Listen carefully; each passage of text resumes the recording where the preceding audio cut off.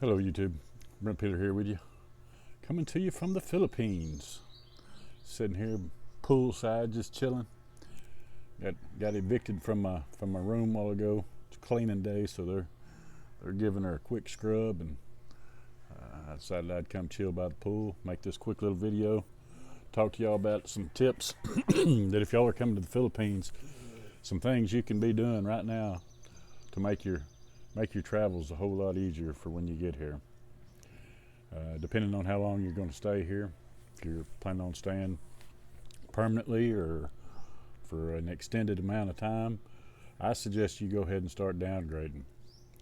Downgrading, whether it's getting rid of your stuff, selling off your I wouldn't say, just anything you don't need. Either get rid of it, sell it, or leave it with your kids or your family or something like that. Lots of people come over here and rent storage units, and then they get back and they're like, what the hell was I thinking? You're going to be paying like $100 to $150 a month for a storage unit to keep an old couch and chair and some photos and just bullshit. And you get back home and you're thinking, what the hell was I thinking? Because one, by the time you get back, you could have replaced all your furniture. That's just materialistic things that don't have sentimental value. Get rid of all of them. There's no need in keeping that old couch or that new couch or that that favorite chair or whatever when you can easily just go back and start over if that's what you plan to do. And if you don't know when you're going back, well then it really applies to you, because there's no, like I said, there's no need paying for something that, and you get over here and 6 months down the road you decide, well, hell, there ain't no need in me paying for it. So now it's either a trip back there to go get rid of it, or just abandon it and you're out $1,000 for just a 6-month period of trying to hang on to some old bullshit. Anyway, so that's my advice, is to sell any anchors you have. I got rid of 90% of my anchors. Anything that was holding me back, I either sold or got rid of. I give all my guns to my kids and important documents and stuff. I made sure that I got them to a safe, trustworthy person or whatever, whether it be your kids or your a good friend, parents, whatever. And I know good, trustworthy people can be hard to find these days, so keep that in mind. I wouldn't be leaving deeds to nothing. You can also, get you a safe deposit box or something at the bank for your documents or that kind of stuff.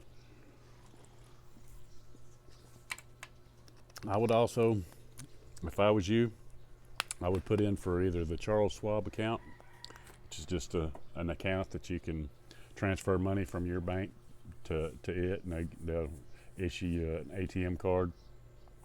They pay back all your foreign transaction fees, all your ATM fees. They'll pay you all that stuff back once a month, and you can just easily tie it to your checking account, transfer money as you need it. It does take, I think, 4 business days after you transfer it for it to hit that account, so keep that in mind. Bring you an extra ATM card.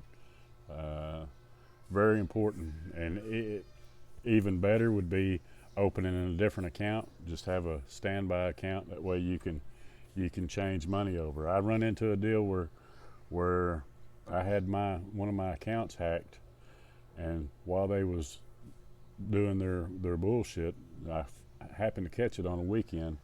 So I transferred all that money via my app into the bank account, the other bank account I've got 3 different accounts at that bank. So I just swapped all my money from this one to that one.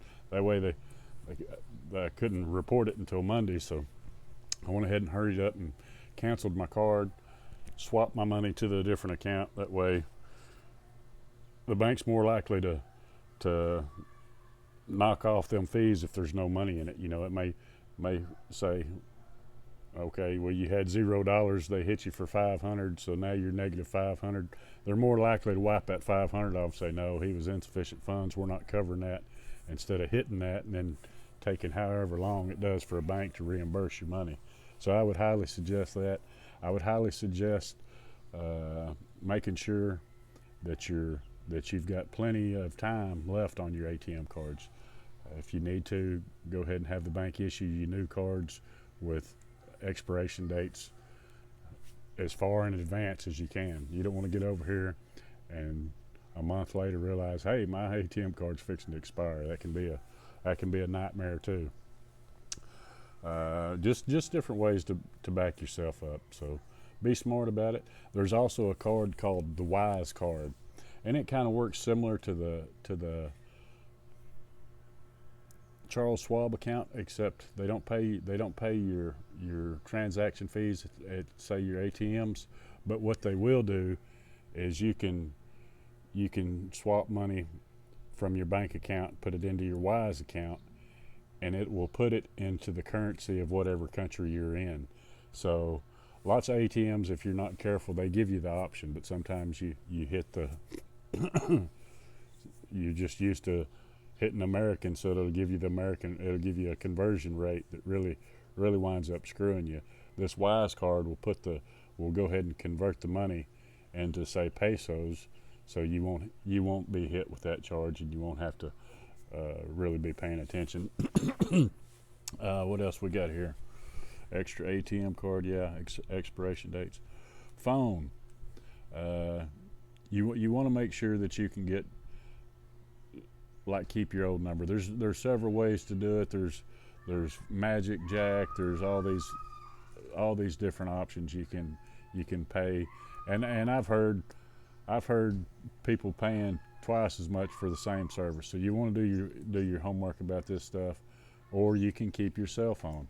I know my buddy's on his way over here right now as we speak, and I was telling him, told him what I did with Verizon, because Verizon will charge you $10 a day for every day that you're out of the country, and that adds up quick. And you're talking about $300 for a month, So what I did is I just got the bare minimum plan, and once I got here, I took my ATM card out anyway. Not ATM card, my SIM card out, and I don't even use that.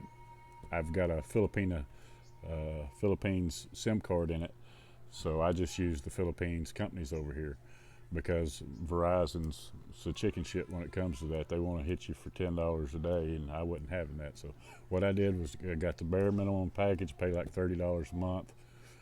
I took my SIM card out as soon as I got here, but if something goes down and they need to send me a 6-digit code or whatever to get into one of these apps on my phone, or to make sure my WhatsApp's working, they want to send you a code to confirm it's you, blah, blah, blah.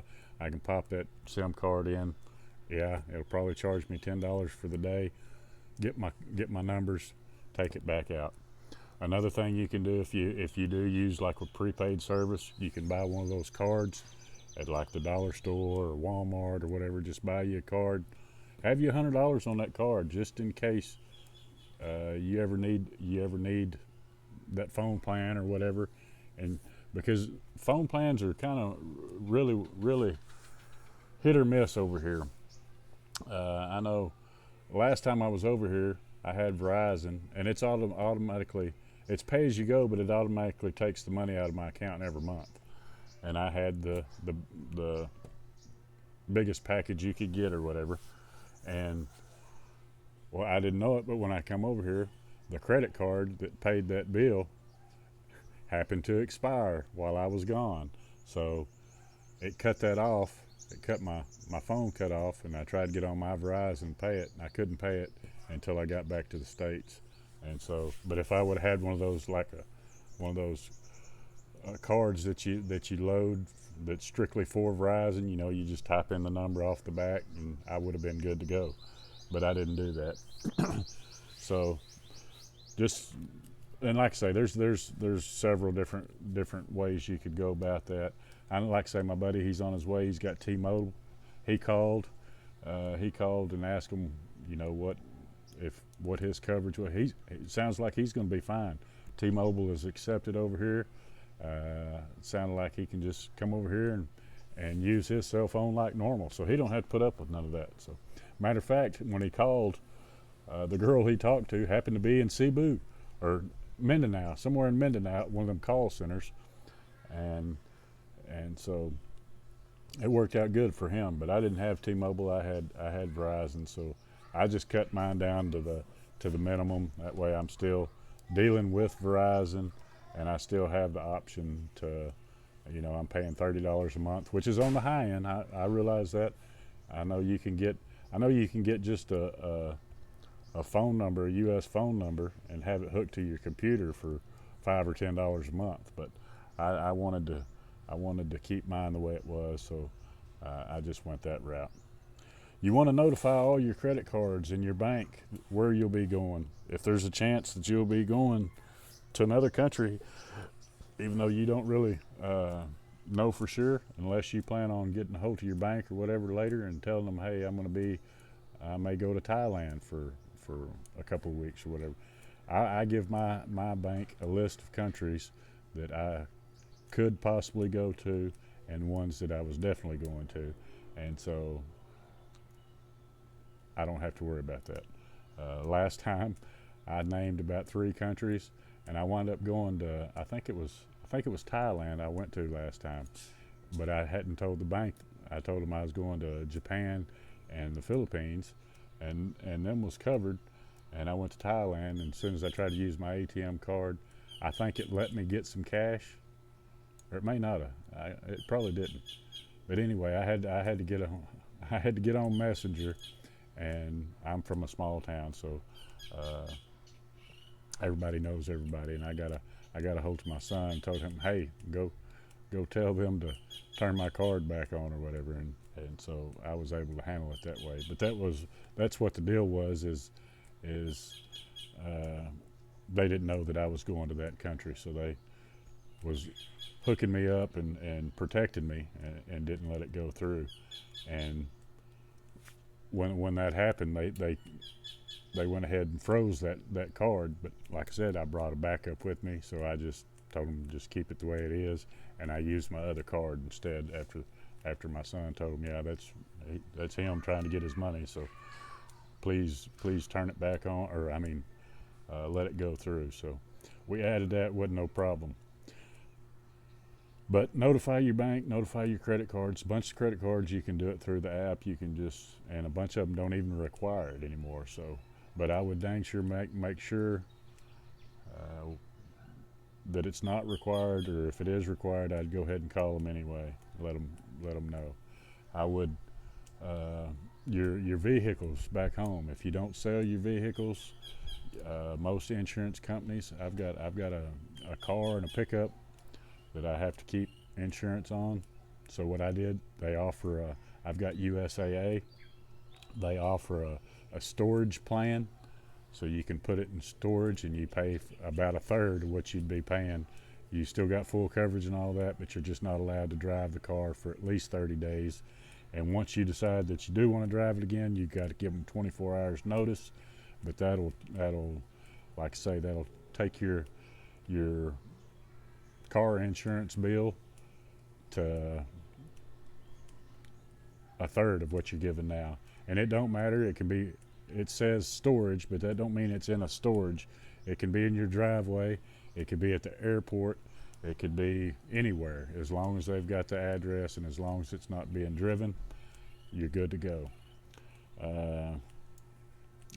Checkup is pretty important too. If you're older, like most people are that come over here, you want to get you a physical or get you a checkup at your doctor's office. You want to get your medications refilled. That way, lots of countries like Mexico and the Philippines and that kind of stuff, as long as you got your prescription, you can go to the pharmacy and they'll usually fill it as long as it's no crazy, no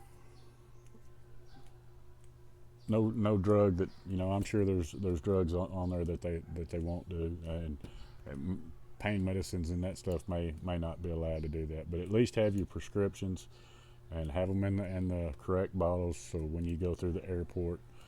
I used to get in a bad habit of, I would try to save room in my overnight bag by putting like 3 different medications in the same bottle. Well, you don't want to do that when you're going through any country's customs or whatever.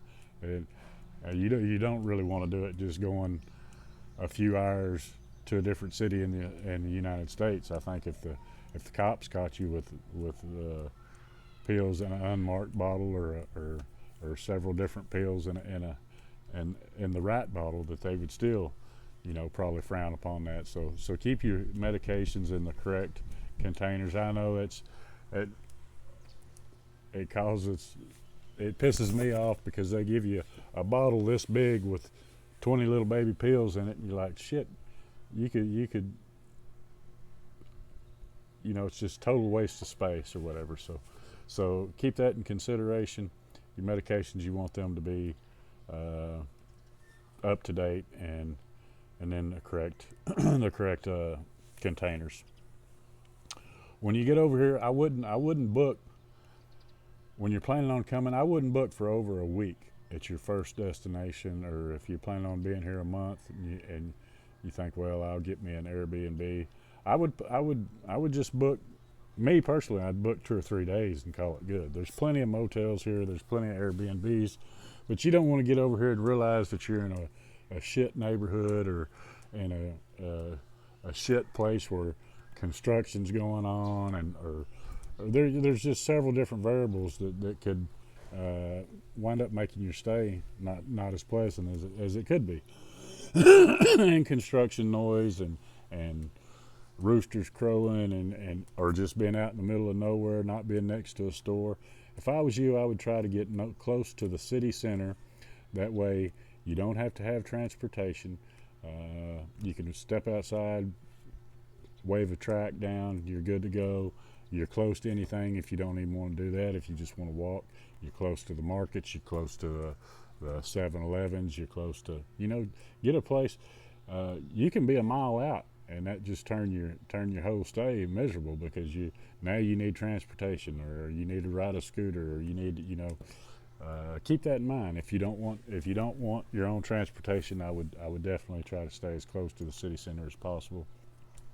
On the hotels and Airbnb deals, there's so many places you can get here for 20 bucks a night that it's not really worth locking something down. If you know in the back of your mind, hey, I'll just find me a room for $20 and that won't break my budget. If you're coming over here thinking I'm gonna spend $500 or $600 a month, well, you can spend $20 a night and that just comes out to $600. So don't get in a hurry about locking a place down as soon as you get here, because once you get here, you talk to the locals, you'll find a whole lot more better deals than you will on Airbnb or hotels.com, or the big ones I use over here is Agoda and whatever the blue app is, I can't remember. Anyway, it don't matter. City center and transportation. Pack light. When you come, pack light. Don't carry a bunch of shit over here that you don't need. You're trying to get away from your walking way. You can start new so easy over here. I'm talking about you can go to any souvenir shop around and get you a t-shirt for $4 or $5, and that's on the high end. Clothes and shoes and that kind of stuff are just so cheap over here. Now shoes, if you're a bigger guy, and shirts can be kind of difficult if you're in remote areas, but most malls have big guy clothes, big guys. You do, if you got a foot above 13, you're probably going to have some trouble finding a decent pair of shoes over here. So keep that in mind. I would bring shoes if you've got a big foot or something like that. But clothes, you can find that kind of stuff. Socks, underwear, shirts. I brought a bunch of shorts with me because I don't know, but I wish I would have just brought about half the amount of shit that I brought. I really do. So pack, look at what you got, and then cut that shit in half, and then come. But also, you want to pack plenty of patience, because when you get here, you're going to need them. We're from the West. We've got a certain way that we do shit. You know, when we say we'll be there at 1 o'clock, we're there at 1 o'clock. It ain't like that in the Philippines. Time is a suggestion, and lots of people don't give a shit about a suggestion. You may supposed to meet at 1 o'clock. They might show up at 2:30 and don't think they've done nothing wrong, and they haven't. They're just not used to living your hustle and bustle way of life. Things take time here. Something you can get done in 10 or 15 minutes in the States, it'll take you all day to get done here. So don't come over here with a shitty attitude. Just play the game, enjoy life. You're in a whole different country. It's their rules, their game. Just play by it. There's no need in bringing all that attitude with you, because it's not going to get you very far. When you come through customs or whatever, don't argue with anybody. They're just there doing their job. They could give a shit. Nobody's out to get you. Number one. Number two, it's not their fault if you don't have your shit in order. I mean, you know where you're going. You know what the requirements are. If you don't, it's on you. It's not on them. Be patient with them. They'll be patient with you. Don't get an attitude. I can't imagine flying 15 hours over here and getting shitty with one of them, and they don't let you in the country, so you got to take your ass 15. That's a pretty good hickey. I wouldn't want to do it, folks. But that's just a few pointers. We've already talked about the requirements it takes to get here, when they give you 30 days free when you get here. We've talked about e-travel and that kind of stuff. That's if you're wondering about that, I've got a separate video. You can go back and look at the travel requirements videos, and I've even got one on how much the cheapest way to fly over here. I've got, you know, how much it costs, and pretty much everyday flights that are pretty much the same price every day by some airlines that you probably never heard of, that I have tried. And if you're trying to get over here on a budget, you can get from San Francisco to Manila for $500 one way if you just want to. So go back and watch that video if that's something you're into.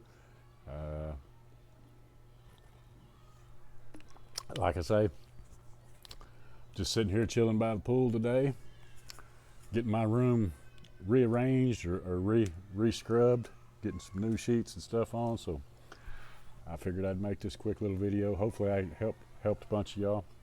I can't believe it, folks. I've got 850 subscribers. I want to appreciate each and every one of you that have subscribed, that watch these videos.